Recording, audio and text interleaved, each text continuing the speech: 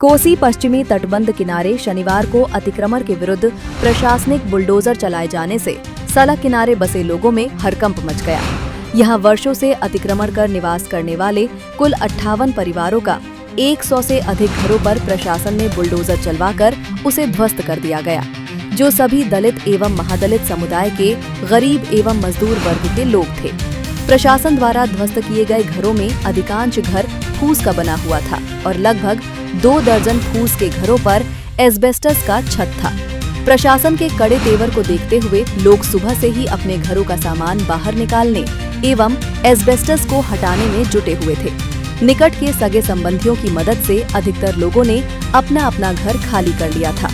अतिक्रमण के विरुद्ध की जा रही प्रशासनिक कार्रवाई के दौरान अतिक्रमणकारी परिवार की महिलाएं स्थानीय विधायक एवं सरकार को कोस रही थी। अपने जीवन की सारी कमाई लगाकर कोसी तटबंध की भूमि पर अपनी आशियाना बनाने वाली महिलाएं फूट फूट कर रो रही थी। अतिक्रमण मुक्त कराने के बाद लगभग 5 दर्जन परिवार खुले आसमान के नीचे आ चुके हैं। ठिठुरन भरी अंधेरी रात में जीवन निर्वाह करने को दर्जनों परिवार विवश हो गए हैं। अतिक्रमण खाली करवाने के दौरान 50 परिवारों की बिजली काट दी गई है। इस बाबत बतौर दंडाधिकारी राजस्व अधिकारी विकास कुमार ने बताया कि मधेपुर थाना क्षेत्र में टेंगरी ढलान से रुपौली होते हुए चुन्नी ढलान तक कोसी पश्चिमी तटबंध किनारे से अतिक्रमण खाली करवाया गया है। विभाग द्वारा 58 अतिक्रमणकारियों के विरुद्ध प्राथमिकी भी दर्ज कराई जा चुकी है।